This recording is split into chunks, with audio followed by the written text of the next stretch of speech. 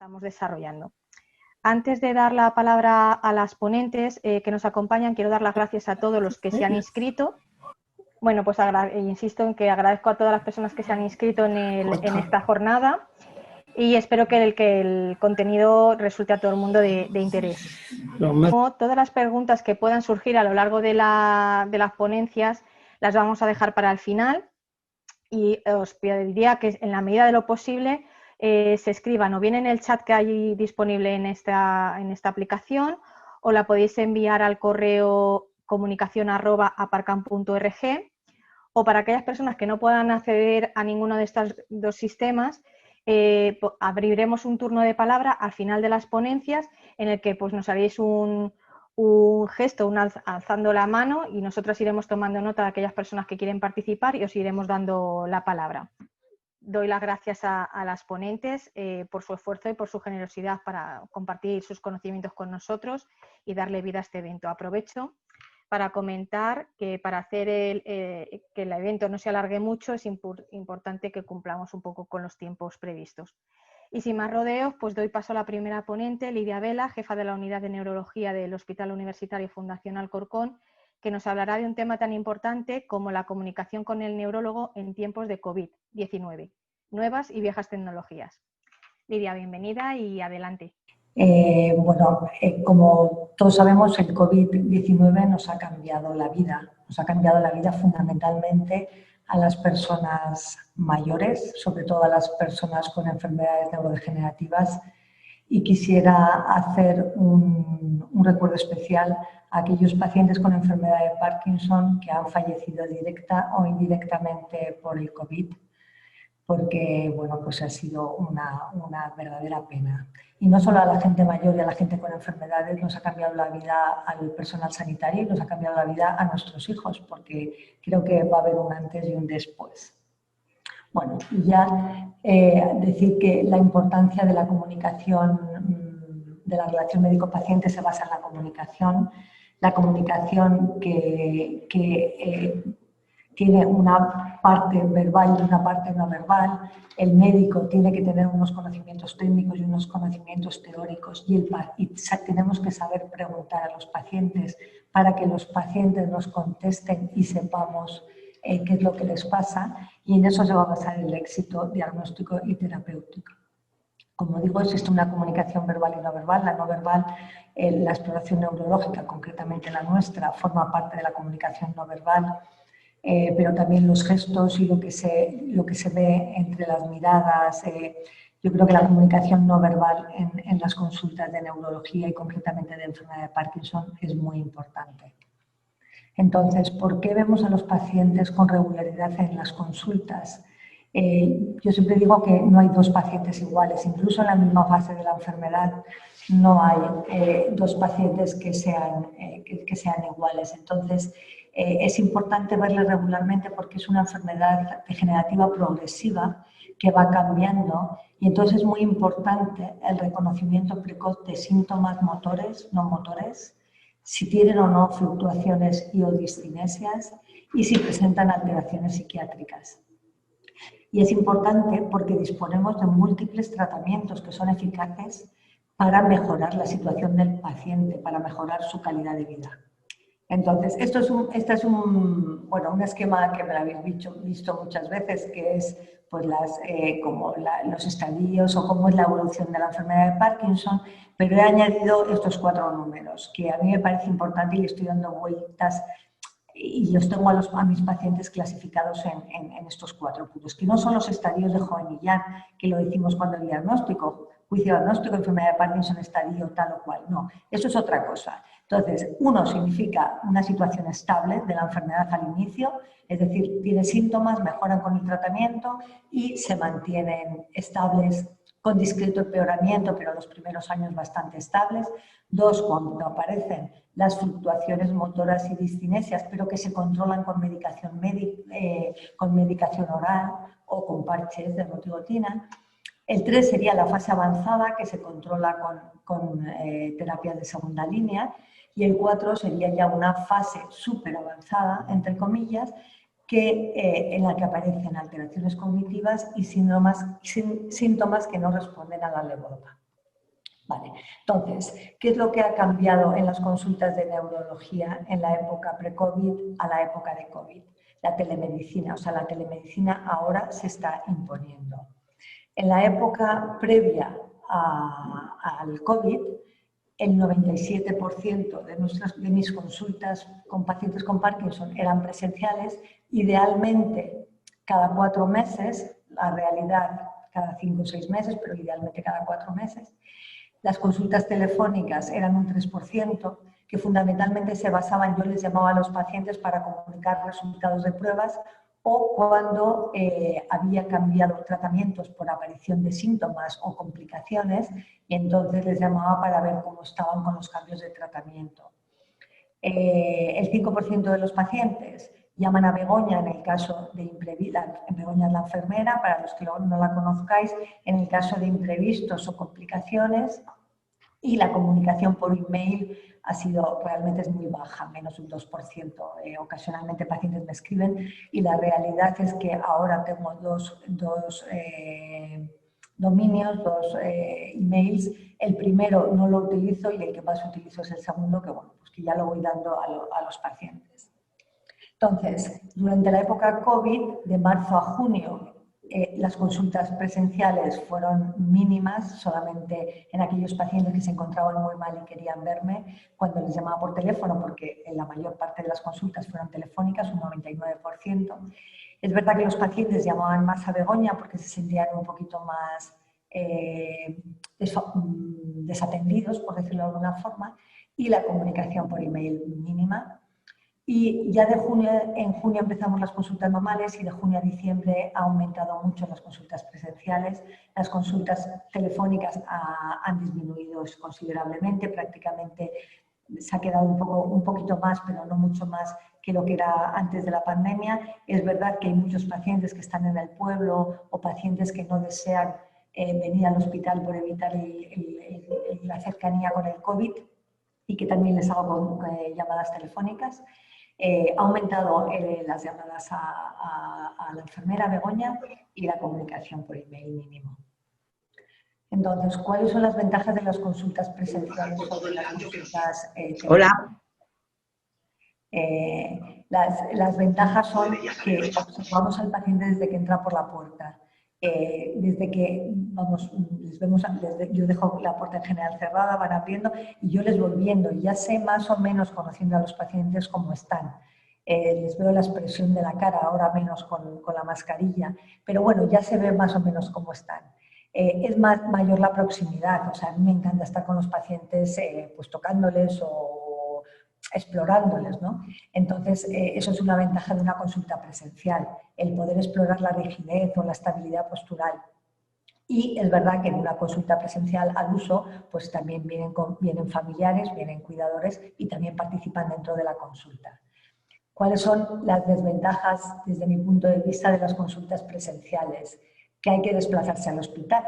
Entonces, hay pacientes que están fenomenal y vienen ellos solos, pero hay pacientes que tienen que venir con familiares y familiares más jóvenes que están trabajando y que tienen que pedir permiso. Los pacientes mayores pues tienen que madrugar para prepararse. Existe el riesgo de contraer COVID, aunque en mi hospital realmente hay muchas medidas de seguridad para evitarlo. Las salas de espera son muy amplias, están muy separados los pacientes y los familiares. Y al entrar al hospital te miden la temperatura, te hacen un montón de preguntas, te ponen una mascarilla si no llevas una quirúrgica.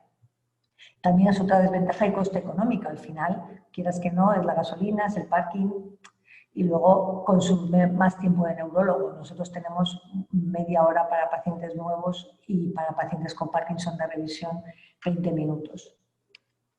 Entonces, las consultas no presenciales se están imponiendo.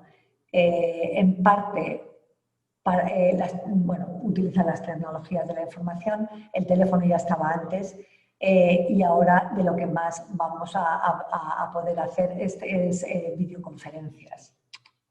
Entonces, la telemedicina hay 2 tipos, pero la que a nosotros vamos a utilizar es aquella telemedicina en la que nos comunicamos con el paciente en tiempo real, tanto con una llamada como con una videoconferencia, tanto desde el domicilio del paciente como desde el centro de salud mental o desde la asociación, pero una interacción directa. La otro tipo de telemedicina es una monitorización a distancia, que yo creo que llegará y se están haciendo muchos estudios, concretamente en enfermedad de Parkinson, pues para el seguimiento de determinados síntomas o para ver la calidad de vida, que hay una comunicación o un registro de la situación del paciente a lo largo de un tiempo, hay un análisis de esos datos y se envía al hospital para que el médico o la enfermera sea consciente de lo que le pasa a ese paciente. Esto en este momento aún no lo podemos hacer y está aún en fase muy de investigación. Las consultas telefónicas, ¿cuáles son las ventajas? Pues lo que he dicho antes un poquito, al contrario de lo de las presenciales. No hay desplazamientos, el paciente puede estar en cualquier lugar, puede estar en el pueblo o puede estar aquí en Alcorcón o puede estar en una cafetería que se sale fuera. Podemos llamar a los hijos porque como invertimos menos tiempo, pues nos da posibilidades de llamar a la familia en caso de que el paciente no sepa explicarse bien. ¿Cuál es la desventaja? Que no se ve al paciente, no se explora al paciente y a veces, como llamamos desde número oculto, pues muchos pacientes o muchos familiares no cogen el teléfono. Yo creo que eso también es una desventaja porque, claro, tenemos una consulta que una vez que pasa el tiempo de esa consulta no solemos volver, a veces sí, pero no solemos volver. ¿En qué consiste la videoconferencia? La videoconferencia sería un poco un intermedio, o sea, es una consulta a distancia, pero en que el paciente y el médico se ven. Podemos hablar e interaccionamos, con lo cual la ventaja tenemos que tenemos una comunicación verbal y no verbal, los pacientes no se tienen que desplazar al hospital, por lo tanto es más económica. ¿Cuál es la desventaja? Que requiere que el paciente tenga un soporte tecnológico y sepa utilizarlo. O que esté un familiar con él más joven que lo tenga, ¿no? Que es lo que está ocurriendo ahora, por ejemplo, en esta videoconferencia que estamos haciendo. Y yo considero que hasta que arranquemos y lo hagamos ya de una forma más mecánica, pues consume más tiempo para conectarnos. Las dudas que yo me planteo es ¿cuántos pacientes querrían hacer videoconferencia? ¿Cuántos pacientes con Parkinson de mi consulta querrían hacer videoconferencia? ¿Cuántos pacientes podrían hacerlo aunque quisieran? ¿Qué pacientes se beneficiarían más? Tendríamos que analizarlo. ¿Y dónde lo llevaríamos a cabo? ¿Desde casa o desde la asociación? Entonces, el proyecto que yo tengo para el año que viene, para el año 2021, a mí me gustaría hacer un traje a medida a cada paciente. Es verdad que la teoría es una y la realidad de la asistencia y de la gestión que yo tengo en el hospital es complicado encajarlo bien. Y yo pido disculpas a los pacientes que a veces llaman, que a veces quedo en llamarles y no les llamo, que a veces vienen y no les puedo ver. Quiere decir, esa es la realidad de la asistencia, pero a mí me encantaría, porque me gustan los pacientes, hacer un traje a medida a cada paciente. Es decir, no ver a los pacientes cada 4 meses, sino dependiendo de la situación en la que esté, decir, mira, te voy a ver cada 6 o te voy a ver una vez al año. Si tienes algún problema, tienes el teléfono de la enfermera para llamarle y yo entonces te atiendo. Si me quieres comunicar alguna duda, tienes el email que me escribes y yo te contesto. Y 2 veces al año o una vez al año hacemos una videoconferencia. Eso es un poco lo que a mí me gustaría. Y también me gustaría la coordinación, que estuviéramos coordinados con las asociaciones. Yo creo que aunque es verdad que de vez en cuando de Aparcan me llaman o de la Asociación de Móstoles, es verdad que como supone un poquito más y un poquito más, pues a veces tardo en contestar y tal. Pero si lo organizamos de forma que lo que digo, ¿no? que hagamos trajes a medida a todos los pacientes, podríamos en el año 2021 atender mejor a los pacientes y que los pacientes se encuentren mejor. La implantación yo creo que no va a costar mucho. Tenemos la videocámara y el micrófono. Este donde yo estoy ahora hablando es mi despacho de jefa, pero que es donde me han puesto para hacer las videoconferencias. Tenemos la licencia Zoom. Entonces lo único que se necesita es que yo abra una agenda, que lo puedo decir mañana mismo, abrir una agenda de videoconferencia. Pero claro, necesitamos los datos de los pacientes y eso sí que a mí me gustaría pedir a las asociaciones que de mis pacientes, pues aquellos que quisieran probar alguna teleconferencia pues por ir entrando, pues se apuntarán y podríamos ir haciéndolo, siempre que, bueno, o bien desde la asociación o bien desde casa. Y, bueno, ir haciendo pruebas y luego ver estudios de satisfacción de los pacientes. Entonces, antes de terminar, lo único que me gustaría es nombrar 4 aplicaciones sobre enfermedad de Parkinson, que aunque esto no tiene que ver con el control propiamente de los pacientes conmigo, pero sí que son interesantes, que las he marcado en azul y como vais a tener la presentación, la app Parkinson, que es una aplicación de móvil solo para androides, que la han hecho los de la Asociación de Parkinson de Navarra y que ayuda a las personas afectadas. La i4 Park, que es también vale para androides e iOS, y que lo que hace es unos cuestionarios y unas preguntas para hacer un seguimiento y luego hace un tratado estadístico o de inteligencia artificial y prepara un informe para que lo traigáis al médico. Yo no las he probado, pero hemos revisado el tema y son las 4 o las 3 que hay en español.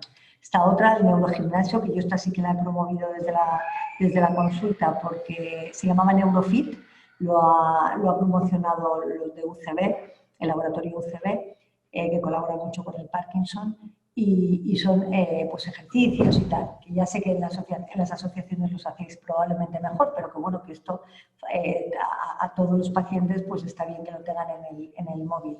Y luego el Parkinson Disease Diary, que es, bueno, pues un diario para ver la situación motora diaria del paciente. Lo mismo que os enseño a hacer diarios en papel, pues esto sería a nivel en una aplicación. Entonces, bueno, pues para concluir, que la pandemia COVID ha cambiado la forma de cuidar a nuestros pacientes con enfermedad de Parkinson, que la telemedicina ha llegado para quedarse, se va a desarrollar más y yo creo que es muy positiva para el cuidado de nuestros pacientes, y que las videollamadas podrían en parte reemplazar a las consultas presenciales y lo ideal sería llevarlo a cabo con un equipo multidisciplinar. Y muchas gracias y siento el haber empezado tarde por culpa de mis problemas técnicos. Bueno, pues gracias, Lidia. No pasa nada porque son cosas del directo, como dicen en la tele. Y bueno, pues, pero yo creo que, vamos, de todas maneras ha sido muy interesante. Yo creo que ahí podemos hacer muchas cosas y desde luego por parte de la asociación de Aparcam puedes contar con nosotros para lo que quieras. Y bueno, pues luego seguramente haya alguna pregunta por ahí y daremos paso a las preguntas. Ahora voy a dar paso a Margarita Pondal, neuróloga del Hospital Severo Ochoa de Leganés, que centrará nuestra atención en la repercusión de la pandemia por COVID-19 en personas con Parkinson. Tendrás que, Lidia, dejar de compartir pantalla. Sí, a ver. Quito esto y dejo de compartir pantalla, vale. Eso es. Vale, ya está. Margarita, cuando quieras. Ahora me veo.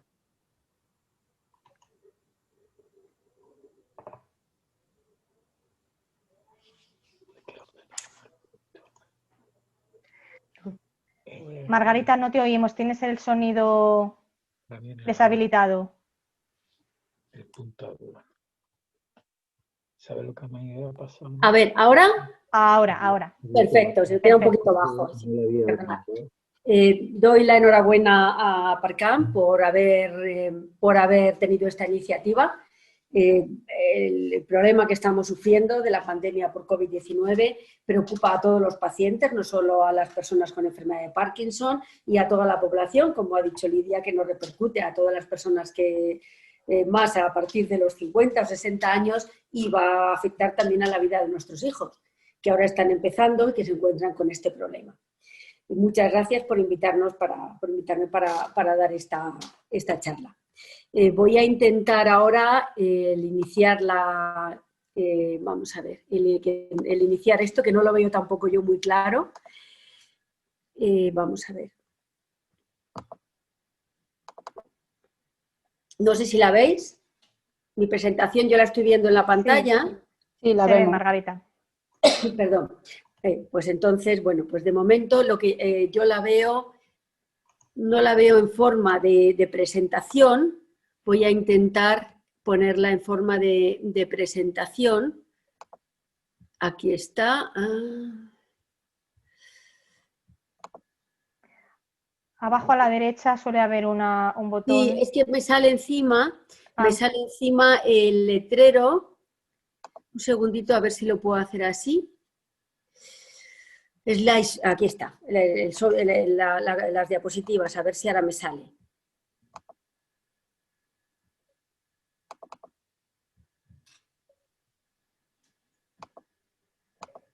Esto poco a poco iremos cogiendo más confianza, porque esto produce mucha incertidumbre. Ya está, creo que ahora sí sale.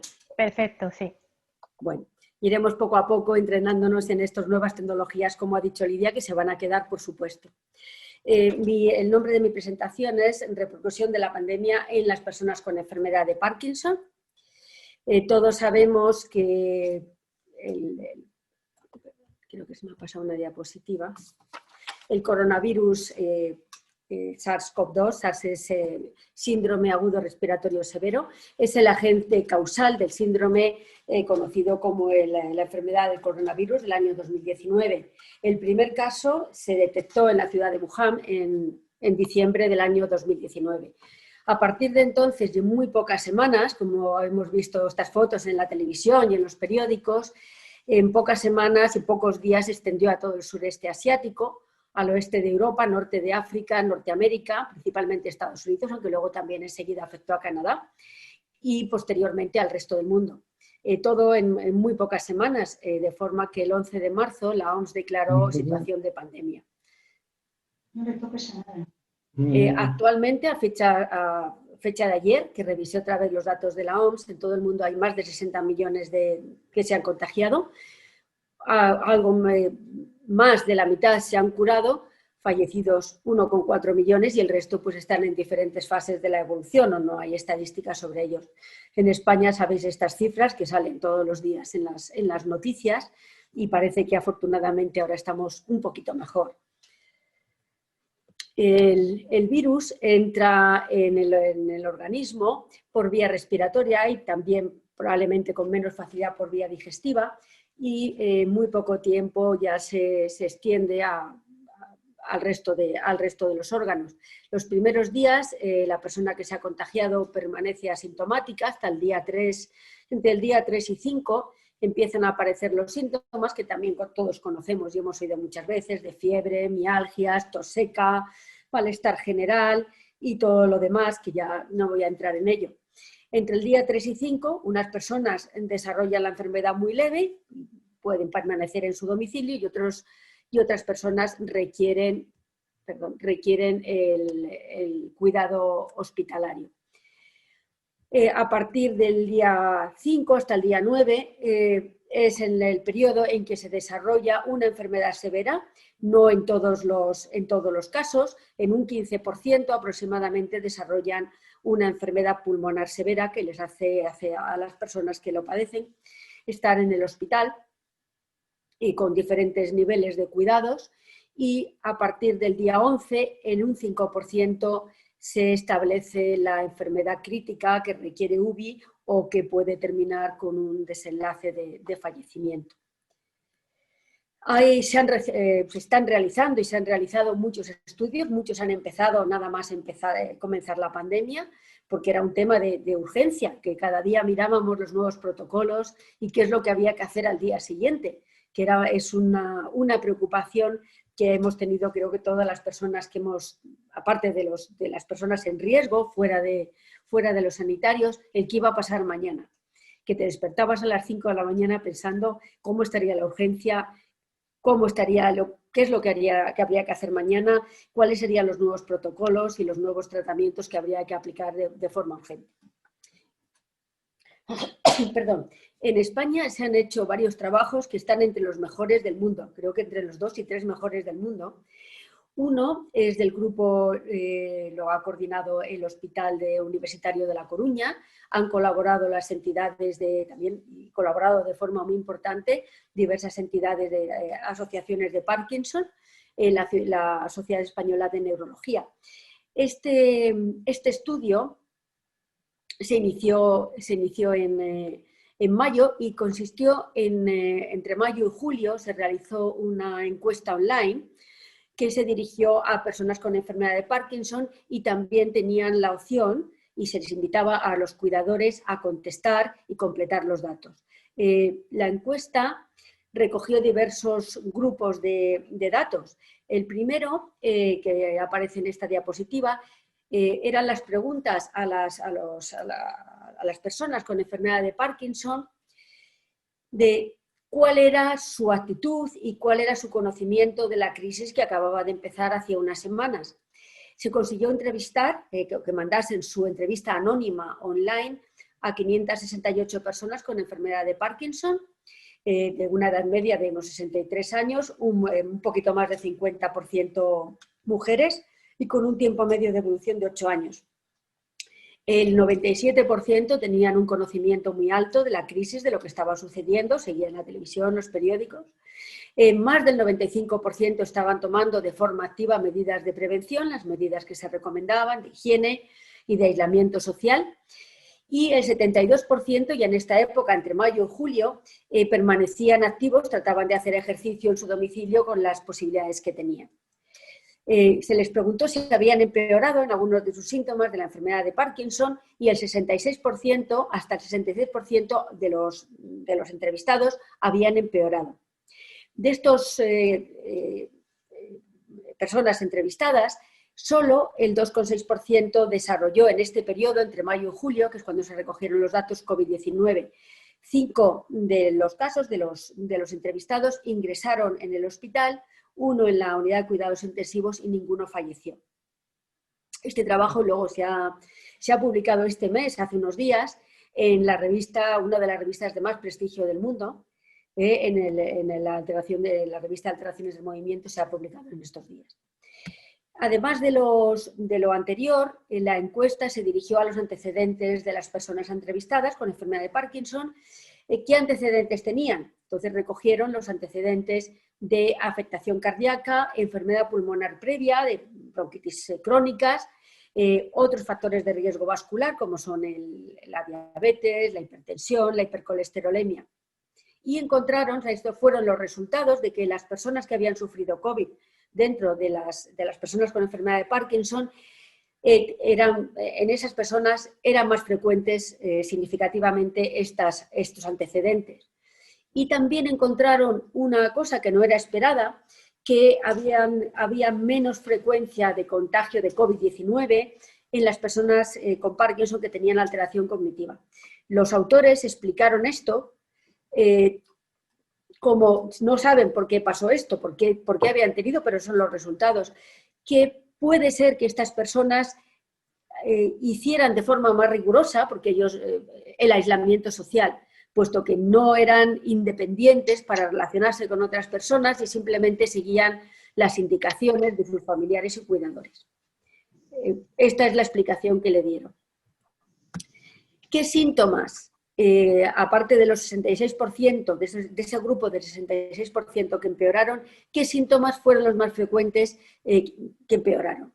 Lo más frecuente, la lentitud de movimientos, casi en un 47% empeoró. Muchos pacientes tuvieron alteraciones del sueño, se notaban más rígidos, porque esto era todo por entrevista, por supuesto, no se les veía ni se les exploraba. Alteraciones de la marcha, que caminaban de forma más lenta y más torpe, ansiedad y depresión en un tercio, también en la población general, por supuesto, hubo esto, el temblor en menos proporción, en un 20% había empeorado, y alteraciones del apetito. También se les preguntó sobre cuál había sido el efecto global negativo de la pandemia en sus vidas, en su situación anímica general, aparte de ansiedad y depresión, y un 70% pues, consideraban que les había afectado mucho. En cuanto a los cuidadores que contestaron, su edad media era de 60 años, 75% mujeres, en el 72% de los casos era el cónyuge el que cuidaba a la persona con Parkinson y un tercio los hijos. Y en 12 casos de los entrevistados era un cuidador profesional que habían contratado o ya estaba antes para hacerse cargo de la persona. El impacto de negativo de la pandemia de impacto global sobre los cuidadores fue el mismo, 6 por 9 sobre 10, que es un 70%. Este es el estudio que es de la entrevista. Este otro también es un estudio muy importante que también se ha publicado en una revista de mucho prestigio, que se hizo en el Hospital Ramón y Cajal. La población era distinta, no era la población de la comunidad, sino era la población seguida en un hospital, con lo cual la población es un poquito distinta. Y en sus conclusiones de cuál era el riesgo de contraer la infección por COVID-19, encontraron pues lo que sabemos también, institucionalización de la persona y deterioro cognitivo, que está también muy relacionado con la vida en instituciones. Los pacientes que tienen más alteración cognitiva están más en residencias e instituciones que los que no lo tienen. Y esto era con respecto al contagio y con respecto a la severidad con la que desarrollaron una vez contraído la enfermedad. Los primeros dos factores de riesgo eran lo mismo, más severos los que estaban en instituciones, más severos en este caso los que tenían una alteración cognitiva, y el único factor que salió como muy significativo después de corregir los otros parámetros era que tuvieran un diagnóstico de cáncer anterior. Este grupo desarrolló una enfermedad más grave. En este mismo estudio, las conclusiones que sacaron es que no hay evidencia actual, tampoco en otros estudios se ha encontrado, de que la enfermedad de Parkinson en sí misma o su tratamiento lleven a un mayor riesgo de contagio y de complicaciones de la enfermedad de COVID, la enfermedad COVID-19. Lo que hemos dicho, muy significativo, el mayor número de COVID-19 y severo en personas en instituciones o con antecedentes de cáncer, que esto es similar a la población general. Si se hace un estudio en la población general, sale lo mismo. Y también salen, aunque no eran significativos, pues los factores de riesgo que ya hemos dicho en el primer trabajo de la entrevista: hipertensión, alteración cardíaca, diabetes y otras patologías generales. Este es otro estudio, vamos, simplemente las conclusiones de otro estudio. Este es un multicéntrico internacional que hace una revisión de todos los estudios publicados, que es cuando se publicó este, y dice que en general, en la población general, el peor pronóstico, hay más varones que tienen una afectación muy severa, más en la edad avanzada, y el sobrepeso también, la diabetes mellitus, la hipertensión y enfermedades del corazón también empeoran el pronóstico. Este es otro estudio, no quiero cansaros mucho, pues son los 3 o 4 más importantes, que es un estudio multicéntrico en el que también participa España, el mismo Hospital Ramón y Cajal, y se reunieron 120 personas que se estudiaron, 120 personas con enfermedad de Parkinson, y los resultados fueron muy similares. La edad avanzada, la fragilidad asociada con la enfermedad de Parkinson y con la edad avanzada. Ahora hablaré del concepto de fragilidad, que ahora se utiliza mucho cuando se habla de personas, de patología de personas a partir de los 65 años. Y, por supuesto, enfermedades del corazón y riesgo de descompensación respiratoria, que también sucede en la población general y que en algunas personas con Parkinson severo pueden tener una capacidad pulmonar reducida, aunque esto, por supuesto, no es específico de la enfermedad de Parkinson, sino que aparece en muchas otras patologías. Este concepto de fragilidad, que he visto en muchos otros trabajos, que se está manejando, porque creo que es la clave global de entender la población en riesgo, es la fragilidad en edad avanzada para toda la población. La edad avanzada produce disminución de las reservas. Cuando hay una situación de sobrecarga en el adulto mayor, pues la llevan peor, porque hay un declive acumulativo de otros sistemas, de multisistema, de cardiovascular, muscular, atrofia muscular, alteraciones esqueléticas como la artrosis y la osteoporosis. Y como resultado, en toda la población, pues hay inestabilidad con riesgo de caídas, alteraciones del ánimo, del sueño, cansancio y disminución del ejercicio y en conjunto mayor vulnerabilidad para cualquier problema de salud que aparezca. Entonces, este concepto creo que es el que se está manejando ahora cuando se valora la población general y las diversas poblaciones en este grupo de edad.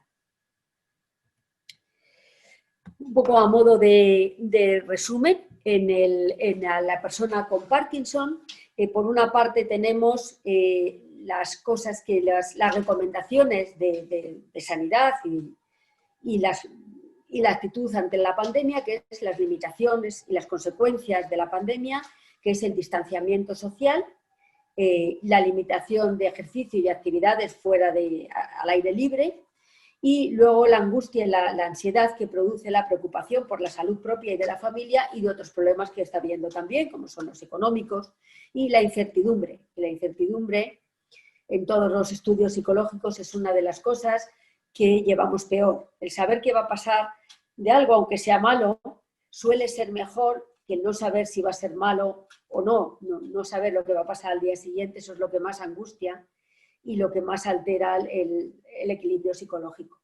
Todo esto da lugar a un estrés psicológico que se manifiesta en lo que hemos dicho antes, ansiedad, depresión y muchas veces en personas que tienen alteraciones cognitivas, empeoramiento muy brusco de la situación cognitiva, con aparición de alucinaciones, delirios de que hay alguien que les quiere hacer daño y, por supuesto, alteraciones del sueño. Esto lo hemos visto, yo he visto en la mayoría de los casos ha sido un problema agudo y luego ha ido remitiendo en las semanas siguientes cuando la persona se ha ido un poco adaptando y estaba en mejor situación anímica. Eso desde el punto de vista de alteración global y de problemas psicológicos. Y por otra parte, lo que hemos dicho antes en resumen, todos los factores de riesgo de tener mayor facilidad para contraer y para tener una afectación más severa. Esos son los factores de riesgo vascular, la diabetes, el sobrepeso, alteraciones cardíacas que producen un estado de inflamación crónica que parece que influyen negativamente en la puesta en marcha de la cascada que produce las alteraciones más severas en la enfermedad del COVID-19. Y también en esto se une pues, la fragilidad de la que hemos hablado de las personas mayores de 65 años, que es más en unos que en otros, pero está en la población general, y la falta de ejercicio con todas sus consecuencias.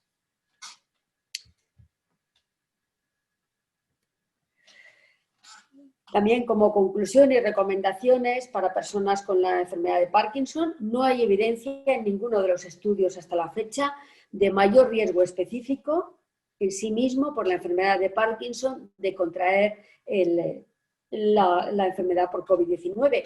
Como enfermedad de Parkinson, otros factores que están en la población general sí pueden aumentar el riesgo. No hay peor pronóstico a igualdad de condiciones concomitantes en la enfermedad de Parkinson que en otra población. Por supuesto, como en todos, hay que considerar la edad, alteraciones de la respiración que no son tampoco específicas de la enfermedad de Parkinson. Tampoco hay evidencia en ningún estudio que los tratamientos que se utilizan para la enfermedad de Parkinson incrementen el riesgo para desarrollar la infección. Las recomendaciones, pues las sabemos todos: estimulación física y mental en domicilio, la asistencia, como ha hablado Lidia Vela, y hablará también la siguiente ponente, de las asociaciones, las sugerencias de las sociedades científicas, de la Sociedad Española de Neurología, que también hace sus recomendaciones, o de la Asociación Madrileña de Neurología. Por supuesto, atenerse a las medidas vigentes que van cambiando y que están dirigidas a evitar el contacto con otras personas potencialmente infectadas.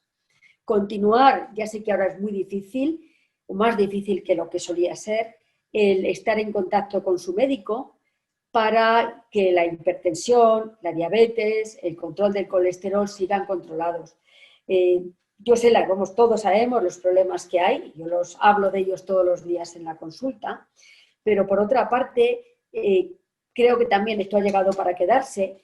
Tenemos mayor comunicación con los médicos de asistencia primaria. Yo he hablado con muchos, por pacientes concretos, me han ayudado haciéndoles electrocardiogramas cuando lo he necesitado en su centro de salud, analítica de que precisaba seguimiento en 2 o 3 días, revisión porque era más fácil para ellos acceder al centro de salud.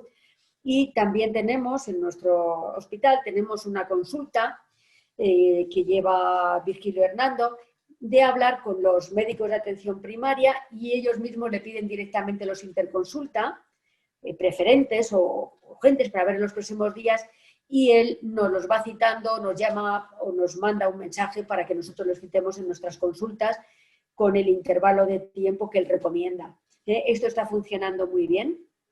Y también los pacientes llaman al servicio, hablan con alguno de nosotros, que le ponemos en contacto, o otros neurólogos les ponen en contacto conmigo, si son personas de las consultas que yo llevo ahora las 2 de Parkinson, siempre las he llevado en los últimos años, y las paso las 2 en el ambulatorio.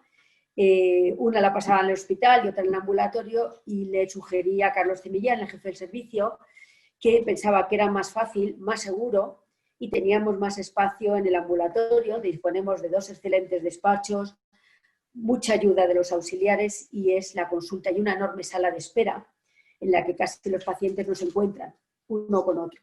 Y entonces están pasando allí las 2. Y bueno, pues la cosa va muy bien. Yo estoy muy contenta y muy tranquila en el sentido de la seguridad para todo el mundo que va a la consulta.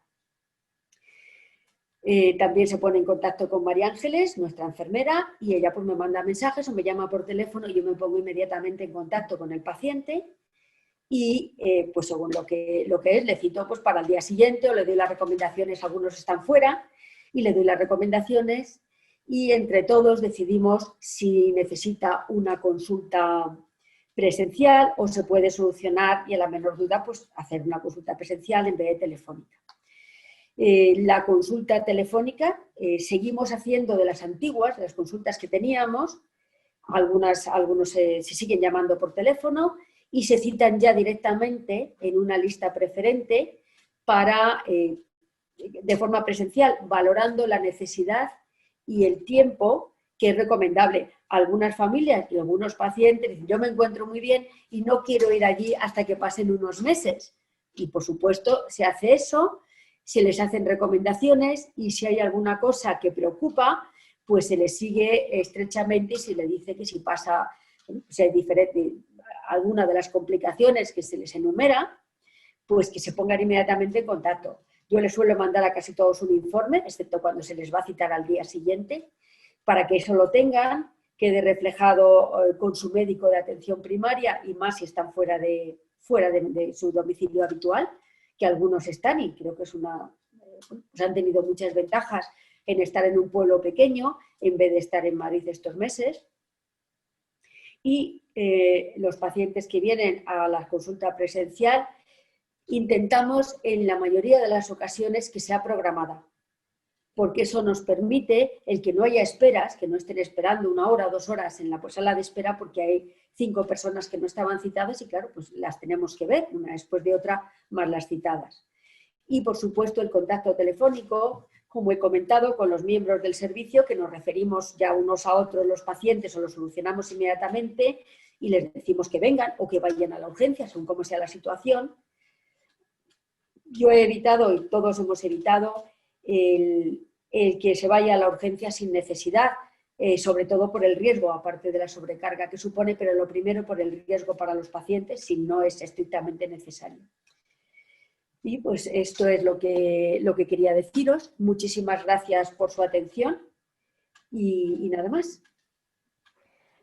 Pues muchas gracias, Margarita, porque ha sido muy interesante. Los datos han sido muy reveladores, yo creo. Y bueno, sin perder más tiempo y con el objetivo de que puedan entrar preguntas al final de las ponencias, vamos a pasar a la última de las ponentes, Ana Hernández, que es fisioterapeuta de nuestra asociación, Parkinson-Aparcam, y que nos hablará de las terapias en confinamiento, posibles y necesarias. Ana, adelante. Hola, buenas tardes a todos. Se me oye bien, ¿verdad? Sí. Lo único, Margarita, si puedes dejar de compartir la pantalla. Estoy cerrándolo, sí, voy a ver si lo consigo, creo que sí. Perfecto, pues mientras me voy presentando, para los que no me conocéis, como bien ha dicho Azucena, nuestra directora, soy Ana, soy la fisioterapeuta de la Asociación de Parkinson, concretamente en la sede de Leganés. Y en primer lugar me gustaría agradecer a la asociación la posibilidad de incluir en esta charla tan interesante el punto de vista de las terapeutas, ¿vale? Porque estamos acompañadas de 2 neurólogas que son los referentes para nuestros pacientes, tanto en Alcorcón como en Leganés, pero nosotras también estamos en el día a día acompañándoles en el proceso de su enfermedad. Desde Aparcam, y creo que es un sentimiento compartido con el resto de asociaciones, por lo que hemos comentado en los foros profesionales con otros compañeros, sí que abogamos siempre que es posible por una intervención presencial, porque tiene muchos beneficios de los que luego hablaremos. Pero es verdad que en esta situación que ha sido sobrevenida de repente, pues nos teníamos todos que adaptar y ha supuesto un reto, tanto para nosotras como profesionales como para vosotros como pacientes y cuidadoras. Quiero destacar también la implicación de los familiares, que habéis estado al pie del cañón, nos habéis ayudado muchísimo, a veces os habéis quejado de un poco de exceso de carga, porque es verdad que para un colectivo de pacientes como es el nuestro, que a priori podrían no estar excesivamente predispuestos a cambiar sus rutinas, pues habéis conseguido que se mantengan ahí activos y con la mente muy abierta. Y en último lugar, me gustaría hacer referencia a la disposición y dedicación de los profesionales que trabajan con los enfermos de Parkinson. Especialmente, pues voy a tirar para casa y a nuestras profesionales terapeutas, porque es verdad que han solucionado con infinita paciencia los problemas tanto técnicos como de salud que han tenido nuestros usuarios y usuarias. A veces nuestros teléfonos parecían un call center, nos hemos hecho expertas en el Zoom, en las licencias y en las conexiones online. Y lo hemos compartido también con otros compañeros que han tenido los mismos problemas, pero que quería reconocer también su trabajo. Y sin más dilación, comenzamos con la presentación.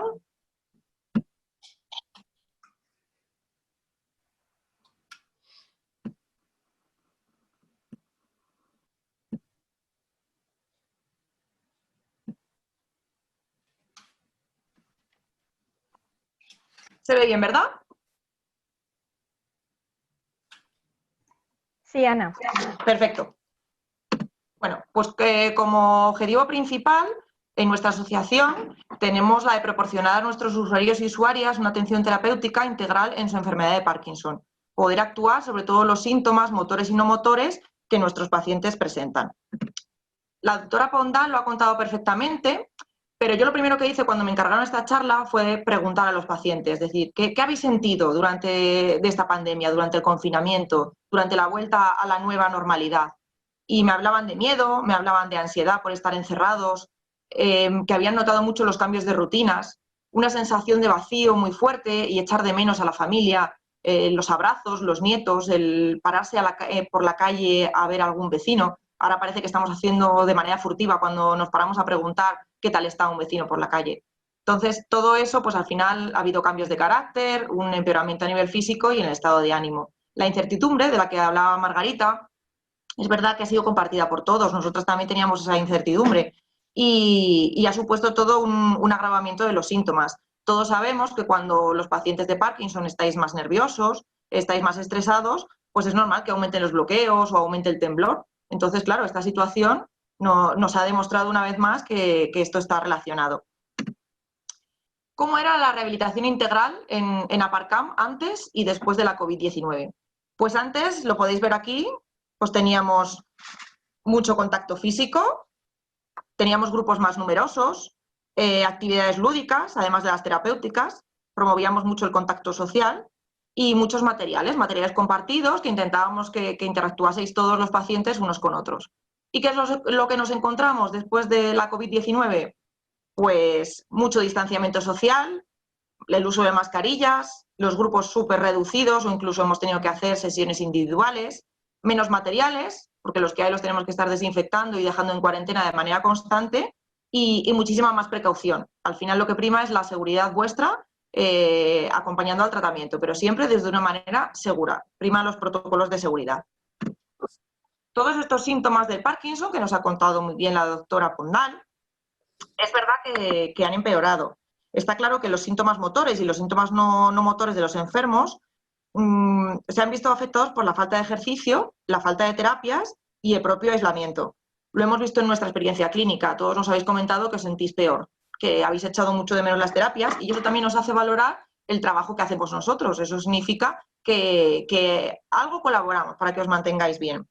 Sí que es verdad que tenemos que tener en cuenta las comorbilidades. Sois pacientes, los pacientes de Parkinson, que aparecen problemas de corazón, insuficiencias cardíacas, problemas respiratorios, medicación con sus efectos secundarios, que también es importante. Y todo esto, pues al final se ha vuelto ahí un totum revolutum que se ha juntado todo en el confinamiento.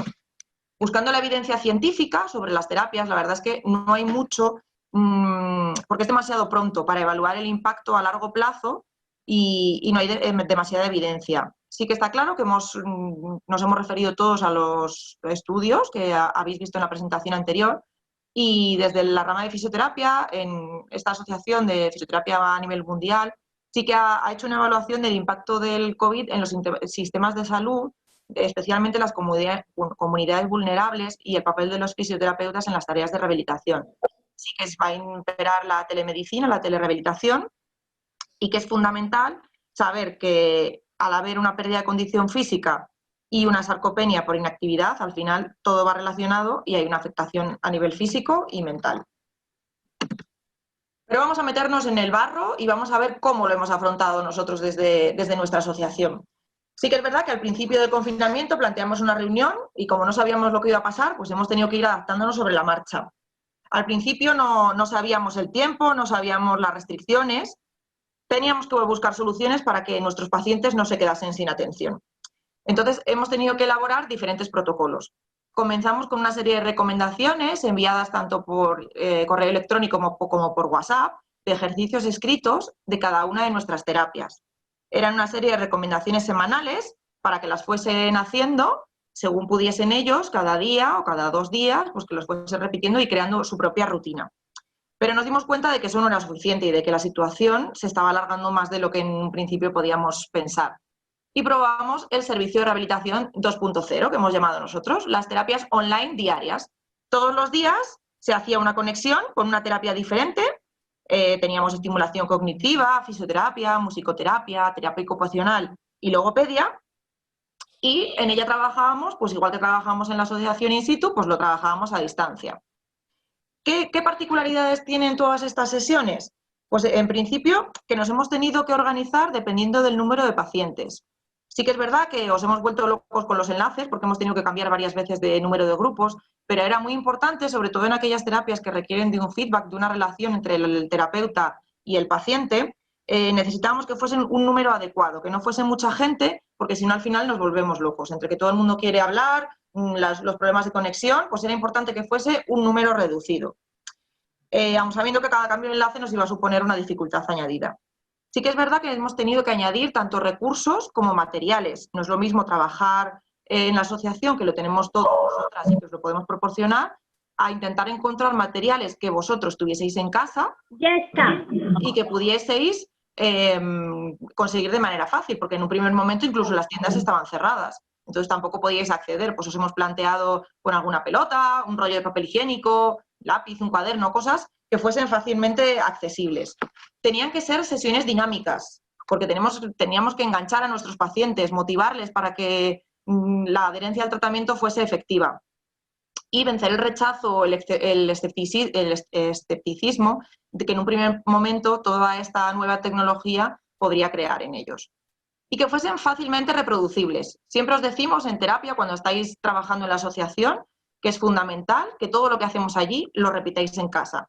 Entonces, tenemos que utilizar todos esos ejercicios planteados como rutinas. Los tenemos que convertir en rutinas a diario que vayan formando parte de nuestra vida. Y por ello pasamos a un tercer paso, que fueron la publicación de vídeos, que estuviesen disponibles en YouTube, nos mandábamos el enlace y los vídeos estaban disponibles en cualquier momento. No era como las sesiones online, que teníais que estar conectados en un momento puntual, a una hora y con vuestro grupo, sino que podíais disponer de ellos pues, en cualquier momento que lo necesitaseis. Todas estas variaciones se han ido mejorando y se han ido realizando gracias al apoyo de nuestros profesionales y también a las sugerencias de las necesidades de nuestros usuarios y usuarias. Y como es fundamental la adherencia al tratamiento, lo que hemos intentado desde el equipo interdisciplinar, lo que hemos intentado es favorecer el tratamiento integral, pero siempre desde la seguridad. Siempre ha primado la terapia presencial cuando se ha podido, pero si no, online. Pero siempre hay que hacer algo, siempre se puede tratar. En cuanto a los ayuntamientos, tanto de Alcorcón como de Leganés nos lo permitieron, comenzamos con las terapias presenciales en las asociaciones, que en un principio fueron individuales, porque no nos permitían un aforo mayor, y luego se han ido convirtiendo en grupos muy, muy reducidos. Para evitar la propagación del virus, lo que hemos hecho ha sido diseñar unos grupos burbuja, grupos estanco, en los que si hay algún contagio es mucho más fácil de contener esa propagación del virus que si vamos mezclando, como podemos hacer en una situación normal. Y siempre pues siguiendo los protocolos de las autoridades sanitarias, respetando la distancia social, la higiene de manos y el uso de mascarillas. Aquí veis un ejemplo, por ejemplo, de un día de terapia, de un día de fisioterapia online, la terapia 2.0, en la que estamos colaborando. Actualmente lo que hacemos es combinar las dos sesiones. Como no todos los pacientes pueden acudir a terapia presencial, se siguen combinando las dos opciones. ¿Y cuál es el éxito de la rehabilitación a distancia? Pues tenemos tres pilares fundamentales. Está claro que el paciente. ¿Por qué? Porque tiene que ser un paciente que esté dispuesto, que sea receptivo ante las nuevas propuestas y que sea constante. Porque al final, si una cosa tiene éxito, es por el esfuerzo y el trabajo diario. Necesitamos la figura del cuidador, que es la segunda pata de esta mesa. Tenemos que necesitar el cuidador para la ayuda para las terapias. Muchas veces el propio paciente no se puede conectar solo. Tienen que estar ahí intentando ayudarles o colaborando en algún ejercicio que se les propone y también pues, con la conexión. Otra pata de la mesa sería el profesional, porque nos hemos tenido que adaptar las terapias, como hemos dicho antes, con esos elementos para la nueva normalidad. Y la cuarta pata de la mesa serían los recursos y los medios técnicos.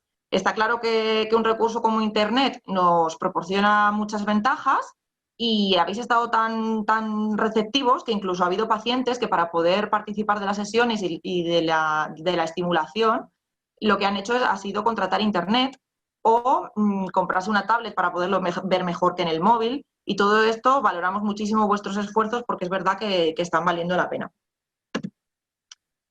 ¿Cuáles son los beneficios de la terapia a distancia? Pues está claro, una sensación de seguridad. Se evitan desplazamientos, se evitan los focos de contagio y se desarrolla en un entorno conocido. Lo podemos hacer con una cierta flexibilidad horaria y se eliminan barreras como podrían ser el desplazamiento, los tiempos de espera que tenéis que estar en la asociación cuando llegáis antes o cuando tenéis que esperar luego al autobús y el coste de transporte, que eso también sería un ahorro. Pero nosotros siempre abogaremos por la terapia presencial siempre que sea posible. ¿Por qué? Tenemos una característica fundamental, la socialización. Estáis con compañeros, comentáis cosas. Ya no es solamente el ir a trabajar, sino el ir a relacionaros. Se crean una serie de rutinas. Me levanto, me tomo la medicación, me voy a la asociación, camino, vuelvo a casa. Son los mismos horarios, las mismas rutinas. Realizamos también una orientación en tiempo y el espacio. Siempre nos oiréis hablar del aquí y el ahora. Tenemos que centrar un poco al paciente. Y podemos hacer en las terapias presenciales una reevaluación continua de esas fluctuaciones de las que nos hablaba la doctora Vela. Eso nosotros lo podemos ir viendo y podemos ir valorando y realizando algún cambio si lo necesitamos. Podemos detectar necesidades, por ejemplo, pues un cambio en un producto de apoyo. Vemos cómo caminan nuestros pacientes cuando vienen con el andador o cuando vienen con la muleta. Si es necesario llevar un paso más. Todos esos bloqueos, todo eso lo vemos nosotras, pues igual, desde que entráis por la asociación hasta que salís. Y como conclusiones, pues podemos decir que el uso de terapias online y las nuevas tecnologías como herramientas de trabajo está claro que han venido para quedarse, pero intentaremos que sean siempre en convivencia con la atención presencial. Nosotros estamos en contacto con diferentes estudios de universidades que están desarrollando tanto estudios clínicos como aplicaciones para poder usar en nuestros pacientes, que nos van a proponer también herramientas de mejora para el tratamiento. y saber que las terapias en los enfermos de Parkinson son necesarias porque tenemos que evitar la pérdida de capacidades funcionales y la condición física, evitar la pérdida de rutinas y esa sensación de aislamiento que puede tener el enfermo, y son posibles porque las podemos planificar según el lugar, el tiempo, el material. Podemos plantear ayuda con las dificultades técnicas, estamos aquí para ayudaros, y podéis estar seguros de que los profesionales estamos en formación continua para el beneficio de nuestros pacientes. Está claro que siempre vamos a estar ahí para brindaros un apoyo siempre que lo necesitéis. Y deciros que dentro de nada esperemos que recuperemos nuestras actividades normales, que podamos hacer nuestras fiestas de la amistad, nuestras rutinas, nuestras excursiones al Espinar y las actividades terapéuticas normalmente, pero las lúdicas también, que os echamos mucho de menos, que volveremos y que cualquier cosa que necesitéis, desde la asociación estamos todas las profesionales a vuestra disposición. Así que nada, muchas gracias por contar con nosotros y nuestro punto de vista. Pues muchas gracias, Ana, por tu aportación. Por parte de la asociación también te agradezco tus palabras, que han sido también muy bonitas de reconocimiento al trabajo de las compañeras. Y bueno, decir que no vamos a parar y que vamos a seguir mejorando cada semana. Ana ha sido nuestra última ponente y bueno, ahora abriríamos un turno de preguntas en la que bueno, pues trataremos de írselas pasando a las distintas ponentes y según nos las vayáis haciendo. Algunas preguntas ya están y os pido que en la medida de lo posible, si alguno más quiere hacer alguna pregunta, ahora abráis el vídeo y nos hagáis algún gesto, alguna mano alzada para que nosotros sepamos qué personas quieren hacer alguna pregunta. Ya ha habido alguna pregunta, como decía. Ramiro preguntaba ¿qué tipo de mascarilla es el recomendable para acudir a la consulta presencial en el hospital? No sé cuál de las, me imagino que o bien Margarita o bien Lidia podríais contestarlo. Bueno, en principio la mascarilla quirúrgica es la recomendable, es la recomendable. Porque es la que evita la transmisión. Es verdad que la FFP2 evita también el contagio, pero guardando la distancia y en un entorno libre de COVID, pues en principio con esa es suficiente. Gracias, Lidia. Pregunta Rodolfo, ¿será posible una colaboración más estrecha entre las asociaciones y los servicios de salud para el levantamiento de datos que permitan mejorar el diagnóstico o el tratamiento, además de establecer una oportunidad para los estudios clínicos con la finalidad de conseguir que las terapias en las asociaciones se conviertan en parte del tratamiento del paciente y no solo una recomendación? Muy larga la pregunta, pero bueno. Sí. Si queréis, podemos contestar todos los que estamos aquí sobre esto, porque todos estamos implicados. Eso sería muy deseable. Como hemos visto, bueno, en esta situación de la pandemia y siempre los estudios en los que se utiliza un mayor número de datos, claro, tienen mucha más potencia para realmente sacar conclusiones de peso. Entonces, la posibilidad de colaborar haciendo encuestas o compartiendo datos entre diferentes centros por medio de la asociación siempre va a ser ventajoso. Y la colaboración entre las asociaciones y los servicios, bueno, pues creo que aquí los presentes estamos haciendo todo lo que podemos para que esto se lleve a cabo, el animar a los pacientes a que os llamen por teléfono. Yo estos días lo que más he hecho es recomendar que llamasen por teléfono para que les dieran información directa sobre estas jornadas, porque eso lo puede hacer todo el mundo. Cuando decías que tenían que entrar en el ordenador y todo eso, pues ya dependían de los hijos algunas veces o no estaban preparados. Nos pasa a nosotros.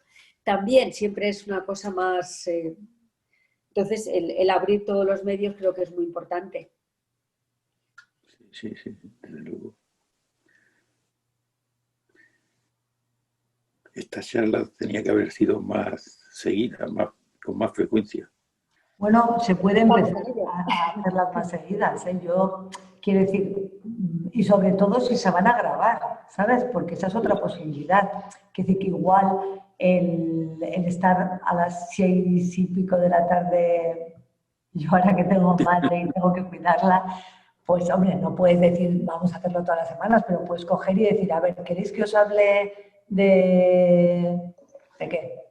Ha sido muy interesante, ¿eh? Ha sido Algo muy interesante, pues Sí, sí. lo hacemos con Azucena, con Patricia, con el que sea, lo grabamos y os los ponen, o sea, es que esto sí que se puede perfectamente y que os pongan pues uno cada 15 días, vamos, yo creo que son tanto Marga como yo. Ha sido muy positivo esta charla, ¿eh? Pero muy positiva.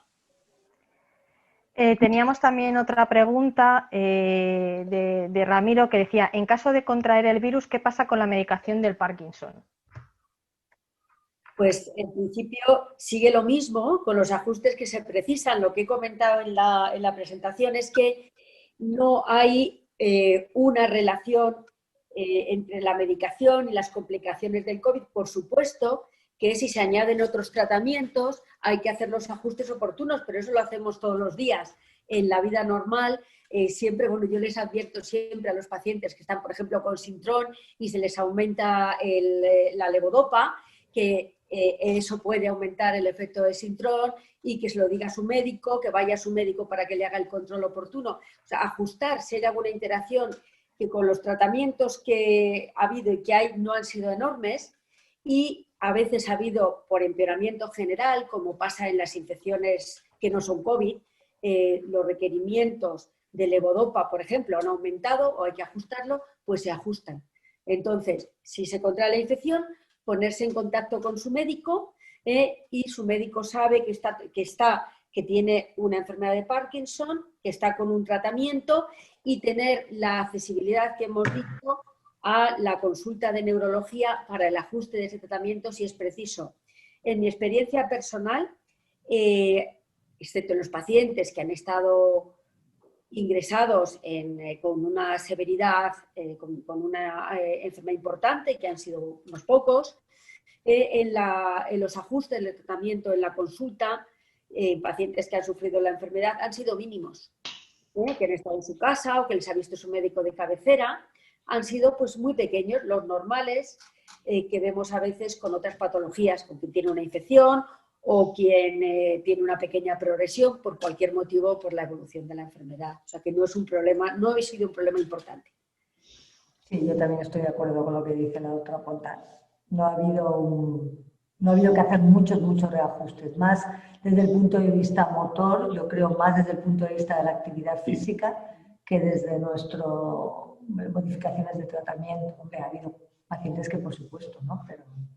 Pero no mucho.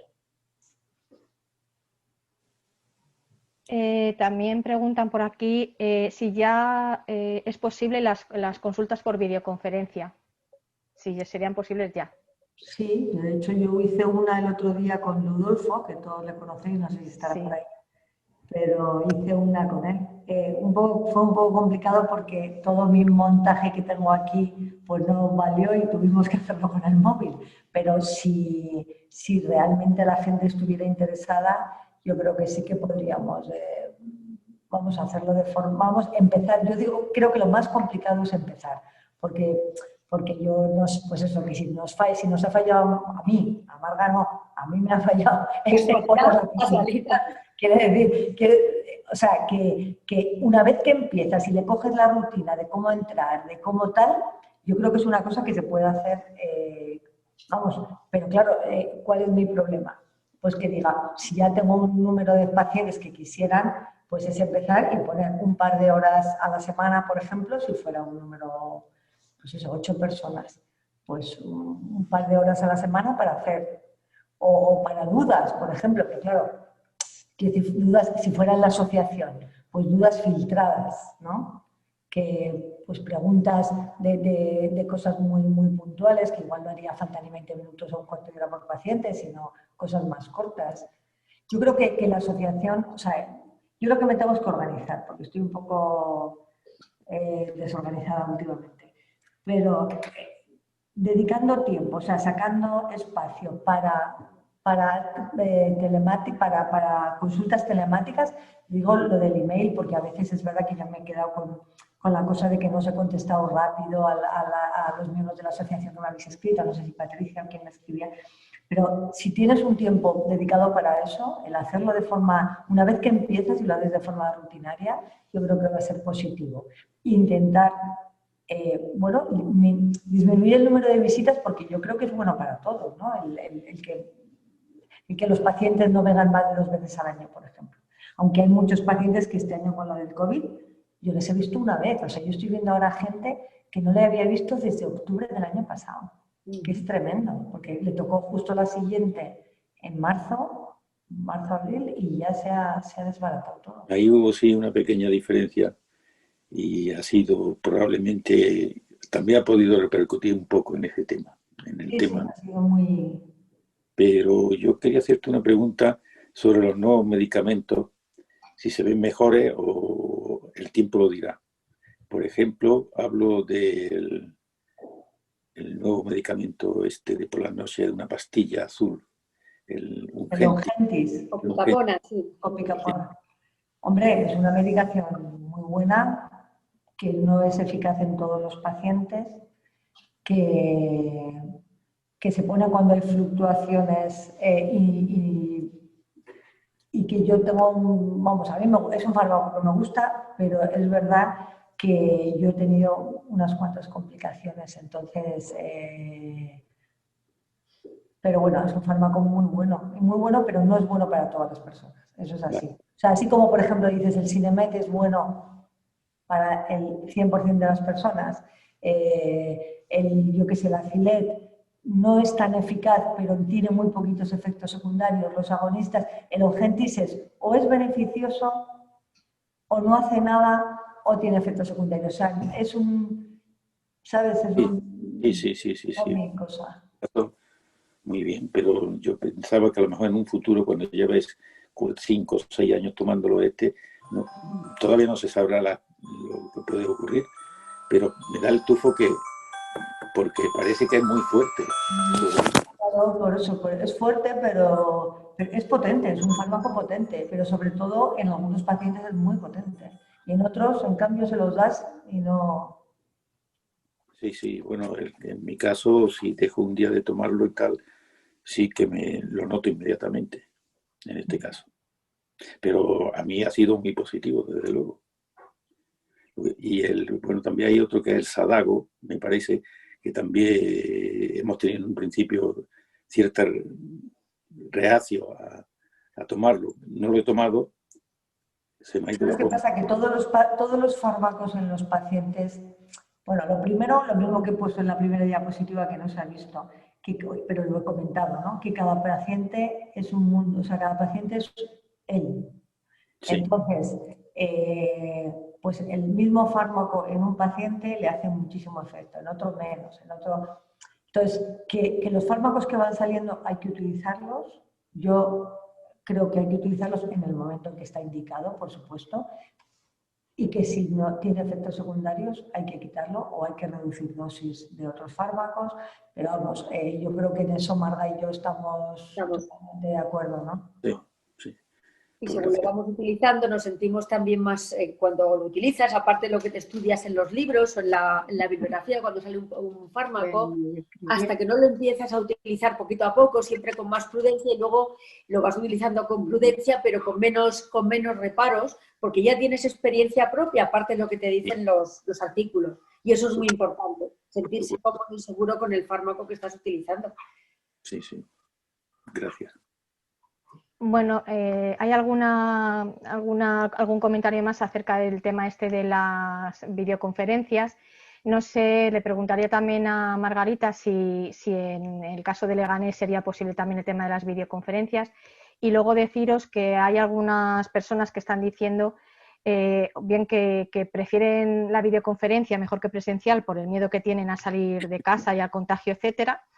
Y algunos estarían de acuerdo en crear incluso ya una base de datos, porque ellos, claro, a raíz de las teleterapias que hemos realizado en Aparcam, es verdad que ellos se han adaptado muy bien y muchos se han... Con práctica, ¿no?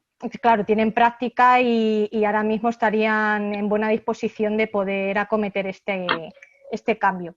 Pues genial, porque podríais pasarme O sea, lo ideal sería pasar el listado, ver cómo se puede conectar, porque yo no sé si siempre hay que hacerlo por Zoom. O sea, aquí tenemos la licencia, pero ver cuándo les toca la consulta y organizar pues, un día, por ejemplo, a 3 o 4. ¿Sería desde casa? O sea, ¿la idea que tenéis es desde casa o desde la asociación?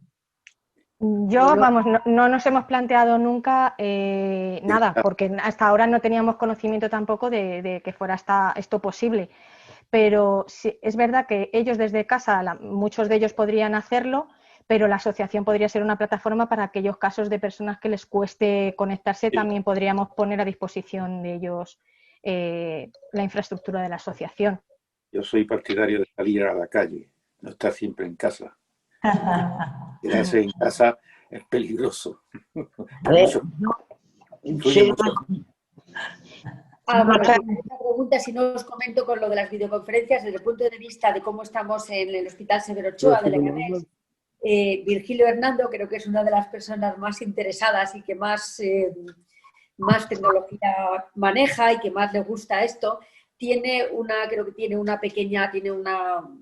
un sistema en el hospital y ha hecho algunas consultas con algunos pacientes, pero así esporádicas, lo que dice Lidia Vela, tienes que tener la tecnología que sea fluida, porque claro, siempre es el tiempo y que salga bien. Pero vamos, imposible no es, por supuesto, y además creo que la infraestructura se tiene, lo que hay que perfeccionarla y organizarla, en el sentido de poner un tiempo y de saber cuál es el tiempo que lleva, de verdad, el tiempo real, que siempre es mayor, sobre todo al principio, pues porque pasan estas cosas que no te sientes, no sale de forma fluida y pasa siempre. Y bueno, es una cosa que es relativamente fácil, ¿eh? Yo soy una gran defensora en la vida normal de las comunicaciones por teléfono. De hecho, muchas veces estoy en el extranjero y he hablado con mis hijos y hablamos 3 minutos por vídeo y decía, mira, ahora vamos a apagar esto y hablar normal. Como si estuvieran repitiendo, ahora vamos a apagar el vídeo y vamos a hablar normalmente. Pero bueno, tiene unas ventajas para muchas cosas, sobre todo cuando tienes que observar un temblor o una marcha. Entonces, bueno, pues es una cosa que yo además, bueno, estamos comentando en el servicio y que yo la comentaré, vamos, la he comentado y la comentaré en las siguientes semanas y meses, que nos estamos organizando también en la nueva situación cada día más. A ver, yo quería comentar, ¿puedo comentar? Sí, adelante, Rosario. Vale, es respecto a lo que ha dicho la doctora Vela, que de vernos, por ejemplo, ahora que después de la pandemia esta, como no nos pueden ver, ¿cómo saben ellos que, aunque a nosotros les digamos cómo estamos, cómo no estamos, cómo saben ellos que hemos empeorado? Porque yo, por ejemplo, he empeorado mucho desde la última vez. Entonces, ¿cómo lo comprueban ellos a través de la distancia? ¿Dices con la videoconferencia, Rosario? Pues sí, o por teléfono, que yo, por ejemplo, al médico de cabecera llama, pues tengo esto, tengo lo otro, pues tómate esto, pero al no verte, pues ya, no... Hombre, por eso lo que pasa es que nosotros en general hacemos preguntas dirigidas. Quiero decir que si, por ejemplo, yo le pregunto a un paciente y me dice que ha empeorado, la primera pregunta que le hago es, ¿ha empeorado todo el día o ha empeorado porque nota que la medicación le deja de hacer efecto y toma la siguiente dosis y le mejora? Entonces, en relación con eso, intentamos buscar, si ocurre eso, cuántas horas de bajón tiene. En relación con eso, añadimos un fármaco u otro.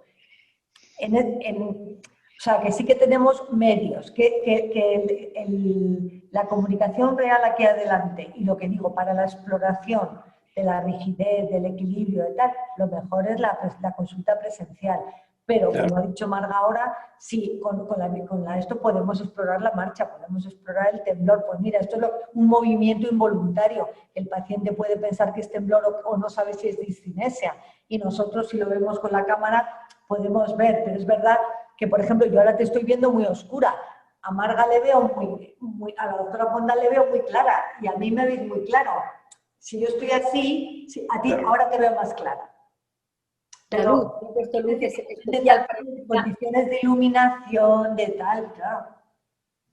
Ya.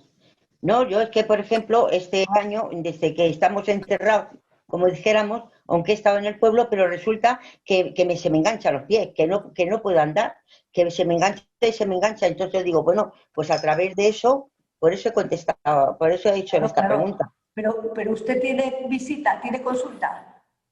Sí, la voy a tener el día 15. Arranca. Que sí, pero es que yo quiero hacer la mía.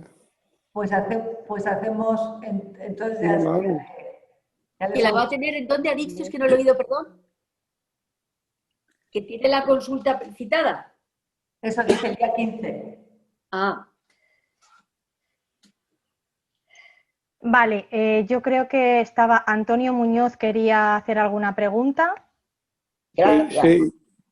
Sí, yo quería hacer una pregunta a la doctora Margarita, que es la que me lleva a mí en el Severo Ochoa. Buenas tardes, ¿qué tal? Entonces, hola, ¿qué tal? Pues bien, gracias a Dios. Entonces yo quería preguntar que me duelen muchísimo las piernas, de la rodilla para abajo y se me inflaman los pies, los tobillos un poco y eso. Todo el verano y llevo bastante tiempo con eso así. No mucha exageración, pero se me hinchan bastante, no sé qué será debido, si es que ha aumentado la enfermedad o, bueno, no ha aumentado, es normal. Bueno, los No sé edemas qué en miembros inferiores pueden ser de muchos orígenes. Fatiga no ha tenido ahogo, pueden ser desde la inmovilización, el no hacer ejercicio o no mover mucho y tener las piernas en posición de sentados, puede producir eso. Puede producirlo también en la retención de líquidos cuando hay algún problema de insuficiencia cardíaca, que normalmente hay otros síntomas importantes, y hay algunas veces que hay fármacos que pueden también producir eso. Entonces, no sé si lo ha consultado a su médico, al médico de cabecera. No. Si le hemos visto, nosotros yo creo que últimamente yo no le he visto, por lo menos de presencial, no recuerdo haberle visto. Y creo que en esos casos... Dígame. No le oigo ahora. En esos casos... Dos veces me ha visto. ¿Pero cuándo le he visto la última vez?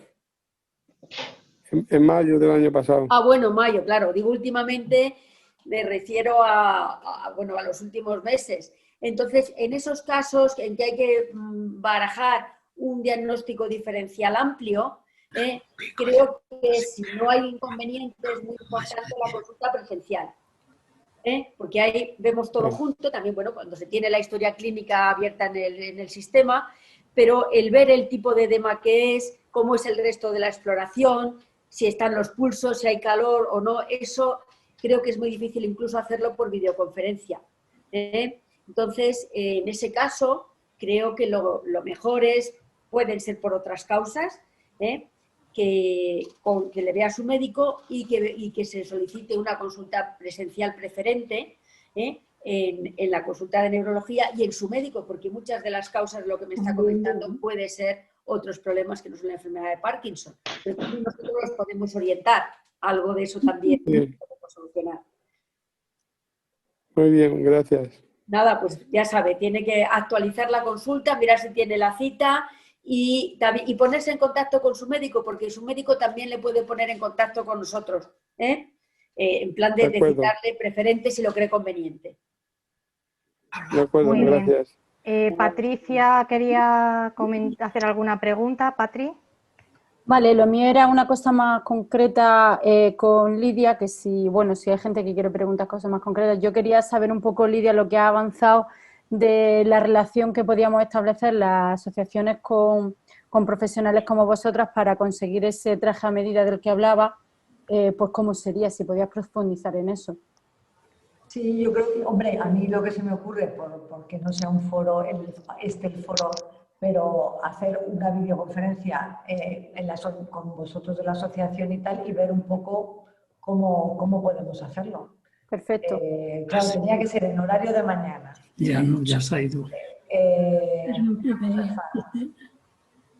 Vale, lo apuntamos, que no te preocupes, Lidia, ya si no lo hacemos nosotros en un Pero foro. vamos, que lo del listado de los pacientes que pudieran, o por ejemplo el email, que ahora tengo este email, bueno, tú tienes el mío personal, pero el que tengo de pacientes, que si es a través de la asociación puede ser el mío personal, pero el del hospital lo veo en el hospital, ¿sabes? Y además no solo lo veo yo, lo ve la enfermera, con lo cual la enfermera me lo recuerda, porque en el mío Si lo veo en el iPhone, en casa, luego se me pasa, ¿sabes? Entonces, la forma en que intentar controlar mejor a nuestros pacientes lo deberíamos buscar. Vale, gracias Lidia. ¿Puedo hablar con la doctora Vela?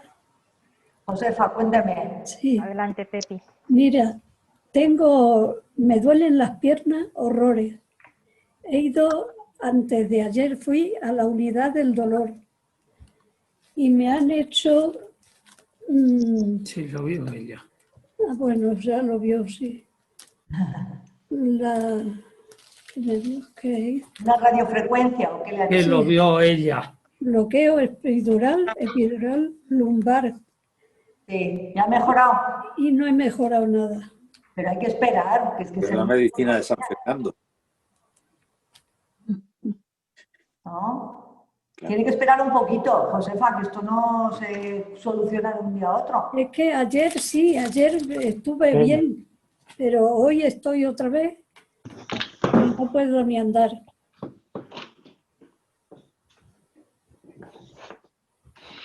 Vale, pues no sé si, bueno, aquí lo único que dicen alguna propuesta, Rodolfo les invita a las neurólogas, dice, o a algún estudiante que pudiera el asistir a alguna de las terapias que se imparten en la asociación, para que pudieran comprobar pues cuál es el estado de ánimo que ellos tienen, el cambio, etcétera. O sea, pero bueno, eso ya sabéis de todas maneras, tanto Lidia como la doctora Margarita, pues en cualquier momento que queráis, la verdad que estamos totalmente abiertos. Y luego también una pregunta que si es conveniente vacunarse de neumonía. Preguntan. Aunque esto considero que sería más a lo mejor de atención primaria o de preconsultarlo al... No. Sí, pero en principio las Voy a hacer una pregunta. Un segundito, Gloria. Sí. Quítate la mascarilla. Sí, Lidia, ¿querías contestar o algo? Que digo que, que hay que ponerlas a personal de riesgo, hay que ponerlas, es conveniente. ¿No? Lo mismo la de la gripe que la del neumococo. Vale. Vamos concluyendo. Gloria, si quieres hacer alguna pregunta. A mí me ve la doctora Pondal y tengo una enfermedad respiratoria y quería saber si cuando se contrae el Parkinson a medio plazo influye en la enfermedad esta que tengo. Si tiene que ver, vamos. Porque yo creo que desde que la tengo estoy algo peor. Quiere decir que si el Parkinson influye en la patología respiratoria. ¿Habla usted de eso también? Sí, eso es. ¿Qué patología? Tiene una patología respiratoria crónica, entiendo. Crónica, sí. La oigo muy entrecortada. La oigo bastante, pero vamos a ver. Sí, en general. Si tengo asma crónica, sí. Asma crónico. Asma crónica. Y algunas cosas más derivadas del tiempo de la enfermedad. De Parkinson, ya he comentado en alguna de los estudios estos que he comentado, bueno, y lo que sabemos nosotros, cuando es avanzada y sobre todo cuando hay inmovilidad que no se anda, que la persona está pues más o menos en silla de ruedas o similar, en una situación similar. No es mi caso. Que no es su caso. Entonces, hay una disminución de la capacidad de ventilación porque los músculos, la caja respiratoria no se mueve de forma normal. Eso pasa en muchas otras enfermedades.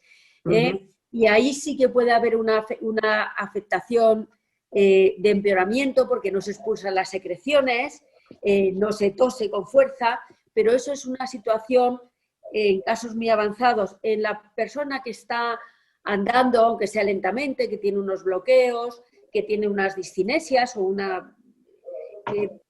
eso no suele empeorar significativamente una enfermedad respiratoria que está adecuadamente tratada.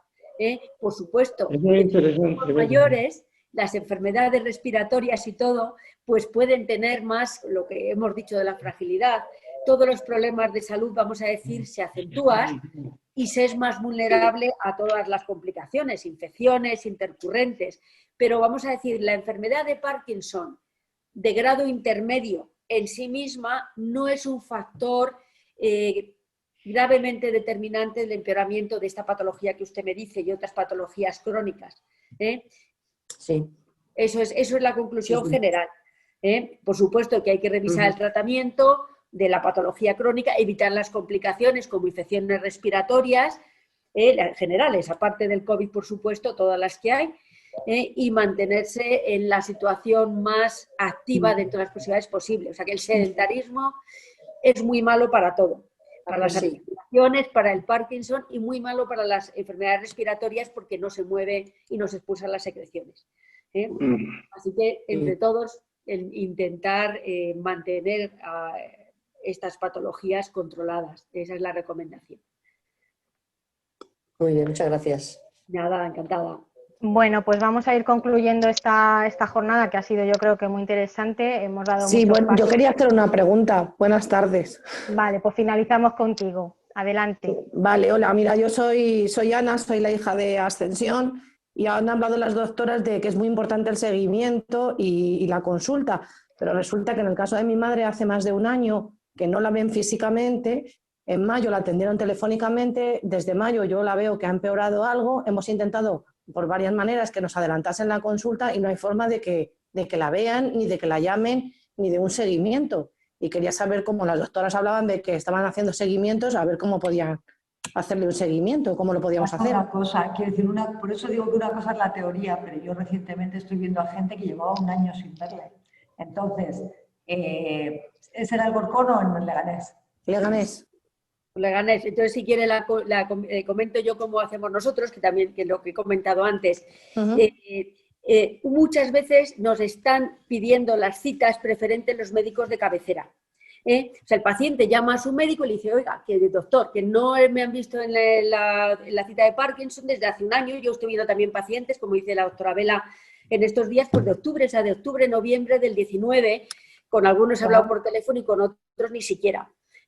Entonces, cuando el médico de cabecera recibe la llamada de un paciente que requiere la revisión en la consulta y que no se la ha visto hace tiempo, el médico de cabecera a veces se pone en contacto con nosotros por los medios que tenemos ahora, por ejemplo, la consulta esta que tenemos, que tiene el doctor Hernando con los médicos de cabecera, aunque también es restringida, porque también hay un tiempo, no solamente por nosotros, principalmente por los médicos que están tan enormemente ocupados en esta situación. Sí. Y otras veces nos mandan una consulta preferente y entonces se les cita.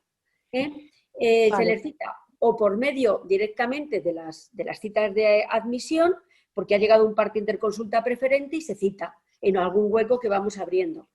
Y otra forma que le he dicho, que en algunas veces se habla con la enfermera del servicio y la enfermera del servicio nos pone un mensaje y dice, a ver, llame a este paciente que lo lleva en la consulta, que está peor, y me da el teléfono. O miro yo la historia antes de llamar, miro la historia para saber todo antes de llamar al paciente, todo lo que hay, y les llamo ese mismo día o al día siguiente.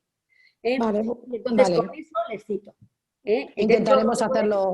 Intentaremos hacerlo así a través del médico de cabecera, a ver si puede ser. A través del médico de cabecera, porque es más difícil llamar a admisión del hospital, porque eso tiene más pasos. Si le pasan con el servicio de neurología, que es más difícil, pues eso también, yo llamo, vamos a ver, todas las semanas llamo a pacientes que vienen a través que han llamado por teléfono al servicio y que han hablado con nuestra enfermera María Ángeles o con alguno de mis compañeros. Y yo también lo hago con otros pacientes que les ven en otras consultas dentro de neurología especializadas.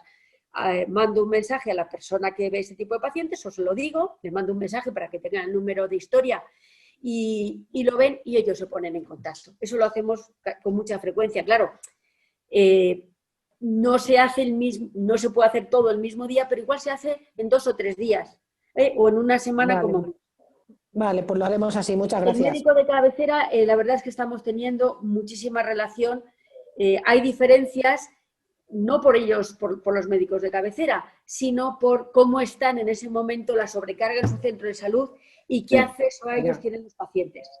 Vale, pues lo haremos así. Muchas pues nada, gracias. A ver si lo solucionan. Vale. Seguro que sí.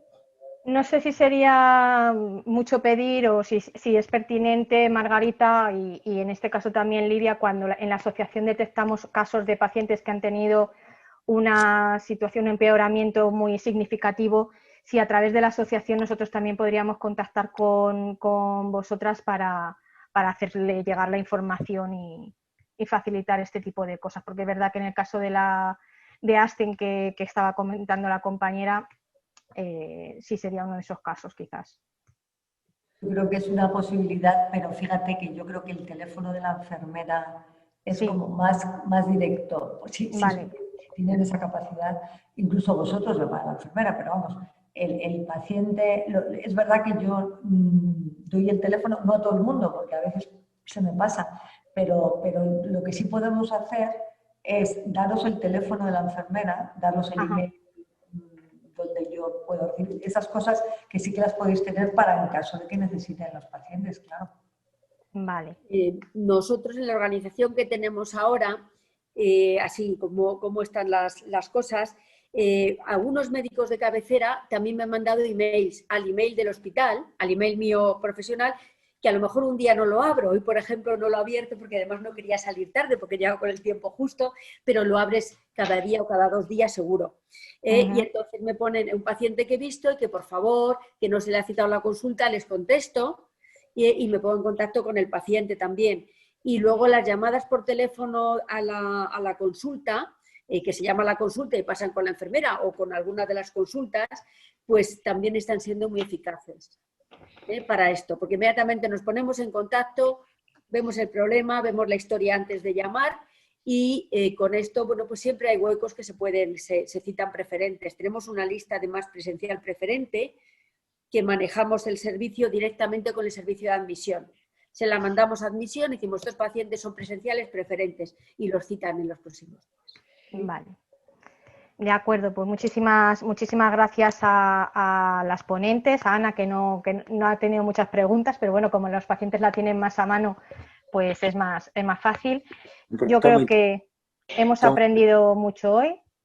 Desde la Asociación Parkinson-Aparcán que dirijo, seguiremos trabajando para ofrecer más servicios y en la medida de lo posible más charlas como estas, ya que además ha surgido la propuesta. Y bueno, nada más por mi parte, despediros, agradeceroslo y enviaros un saludo y un abrazo. Muchas gracias a todos. Muchas gracias a todos. Gracias. Gracias. Adiós. Adiós. Gracias a todos. Adiós. Chao. Adiós. Adiós. Hasta luego.